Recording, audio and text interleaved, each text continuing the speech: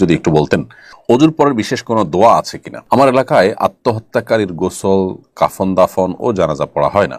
Islamic ইনফ্লুয়েন্সাররা অনেক সময় বিনোদন ও ধর্ম মিশ্রিত কন্টেন্ট বানান, এতে দিনী বার্তা হালকা হয়ে যাচ্ছে কিনা।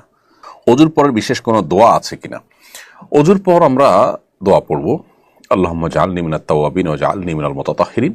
আর এছাড়া কালিমায়ে শাহাদা পাঠ করা সুন্নাহ দ্বারা সাব্যস্ত হয়েছে, যার কারণে অজুর পর আমরা পড়বো আশহাদু আল্লা ইলাহা ইল্লাল্লাহ ওয়া আশহাদু আন্না মুহাম্মাদান আবদুহু ওয়া রাসূলুহু। আর আল্লাহুম্মা জাআলনি মিনাত তাওয়াবিন ওয়া জাআলনি মিনাল মুতাতাহহিরিন এটি আমরা পাঠ করতে পারি। আর এছাড়া অজুর শুরুতে বিসমিল্লাহ পাঠ করব আমরা। এ হলো অজুতে সর্বসাকুল্যে দোয়া। এর বাইরে অজুতে হাত ধোয়ার দোয়া, মুখ ধোয়ার দোয়া, মাথা মাসাই করার দোয়া, পা ধোয়ার আলাদা দোয়া, এরকম বিভিন্ন দোয়ার কথা আমরা শুনি, কিন্তু সেটি কোরআন বা সুন্নাহর কোথাও বর্ণিত হয়নি। অথেন্টিক কোনো সোর্সে সেরকম কোনো দোয়ার কথা নেই। আমার এলাকায় আত্মহত্যাকারীর গোসল, কাফন দাফন ও জানাজা পড়া হয় না। এমনকি মুসলিমদের কবরস্থানে সমাহিত করা হয় না। এ বিষয়ে বলবেন আত্মহত্যাকারী দাফন কাফন ও জানাজার বিধান কি হবে। আত্মহত্যা করলে গোসল, কাফন দাফন, জানাজা যদি না পড়া হয় তাহলে এলাকাবাসীর সবাই গুনাহগার হবে। কেউ আত্মহত্যা করলে সে অমুসলিম হয়ে যায় না।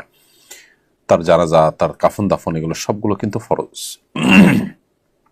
এবং মুসলমানদেরকে কবরস্থানে তাকে সমাহিত করা এটা এলাকাবাসীর কর্তব্য।